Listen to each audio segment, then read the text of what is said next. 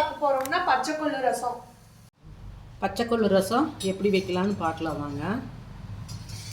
அதுக்கு தேவையான பொருட்கள் வந்து பச்சைக்கொள்ளு வந்து 1 ஸ்பூன், ஜீரகம் ஒரு சின்ன ஸ்பூனில் 1 ஸ்பூன், மல்லி 1.5 ஸ்பூன் எடுத்துருக்குது. அடுத்தது பச்சை கருகாப்பில் நிறையா, பூண்டு ஒரு 3 பல், குருமிளகு ஒரு 1/2 ஸ்பூனுக்கு 2 வரமிளகா. இது எல்லாம் இப்போ மிக்சியில் அப்படியே பச்சையாக அரைச்சிக்கலாம். இதெல்லாம் இப்போ அப்படியே மிக்சி ஜாரில் கொட்டிக்கலாம். லேசாக மஞ்சத்தூள் மட்டும் உள்ள கொஞ்சம் போட்டு அரைச்சிக்கலாம். மஞ்சத்தூள் இது அப்படியே நைஸாக அரைச்சி எடுத்துகிட்டு வர்றேன். ஃபஸ்ட்டு ட்ரையாக அரைச்சிட்டு இப்போ தண்ணி கொஞ்சம் உள்ளே ஊற்றி அரைச்சிக்கலாம்.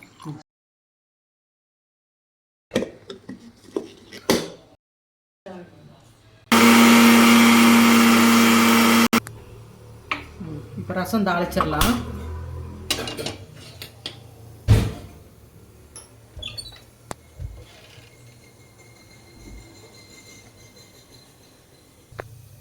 இப்போ வடச்சட்டி காஞ்சிட்டுது. இப்போ நல்லெண்ணெய் ஊற்றி தாளிக்கணும்.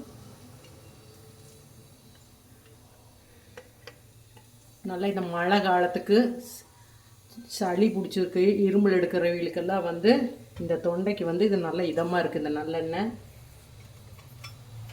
இந்த பச்சைக்கொள்ளு ரசம், கடுகு,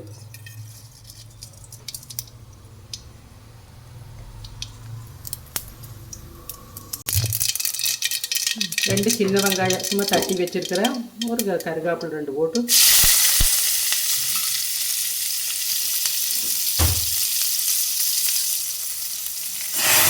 இந்த அரைச்சதெல்லாம் உள்ளே ஊற்றி தண்ணி கொஞ்சம் நல்லா ஆட் பண்ணி ஊற்றிக்கலாம்.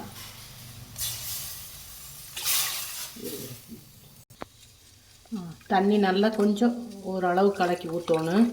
ஏன்னா இது கொள்ளு வந்து கெட்டித்தன்மை ஆகி, அதனால் வர இந்த அளவுக்கு தண்ணி ஊற்றி ரசம் வைக்கிற மாதிரியே வைக்கணும். இப்போ உப்பு ஆட் பண்ணிக்கலாம்.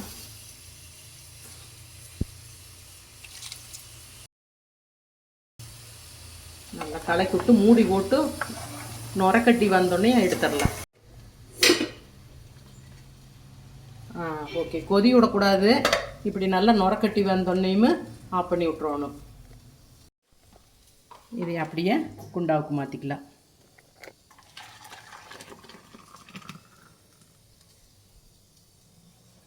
சூப்பரான சுவையான பச்சைக்கொள்ளு ரசம் தயார்.